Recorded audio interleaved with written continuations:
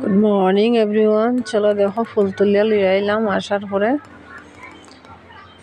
ঘরটার ঝাড়ু দেওয়া শুরু করে দিলাম। বাসি কাজ দেখো, গড়ার ভিতরে কত ময়লা, তো এগুলো জায়গা টুরিয়া ঝাড়ু টাড়ু দিলাম। আর ওই কাপড়টা রান্নাঘরও বিছাই, তো ওইটা বাইরে নিতেছি, একটু ধুইয়া দিব।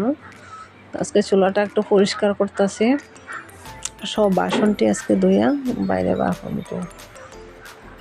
ঝাড়ু দেওয়া শেষ করে কে কোথা থেকে দেখো বন্ধুরা ভিডিও ব্লগ দেখতেছো, সবাই একটু লাইক কমেন্ট শেয়ার করো, পাশে থাকবা, পেজটা একটু ফলো করে দিবা।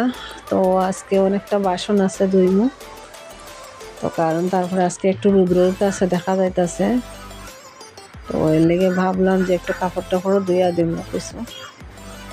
তারপর দেখো ঘরটা একটু ঝাড়ু দিতেছি, ঝাড়ু দেওয়া শেষ করিয়া তারপরে দেখো ঘরটা একটু মুছতেছি। আর ওদিকে দেখো আমার ছেলে ওই বিছনাটা গুছাইতেছে।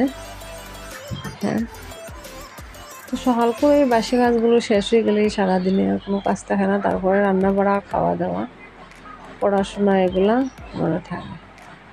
সকালকুর কাজটা শেষ করে নিলে মানে বেজাল শেষ, বেশি বেজাল্লা কাজ থাকে না। তো দেখো আজকে সারাদিন প্রচণ্ড রৌদ্র দিছে। তারপর দেখো বাসনটি আজকে ধুইয়া এখানে রেখা দিলাম রৌদ্রে।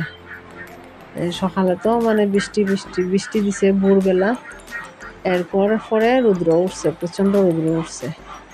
তারপর দেখো স্নান টান করে আইলাম, আয়া পূজা টুজা দিয়া দিলাইলাম। পূজা দেওয়া শেষ করিয়া এই যে তারপর দেখো একটু বিকালে একটু শইলাম, বিছনাতে ভালো লাগতেছে না।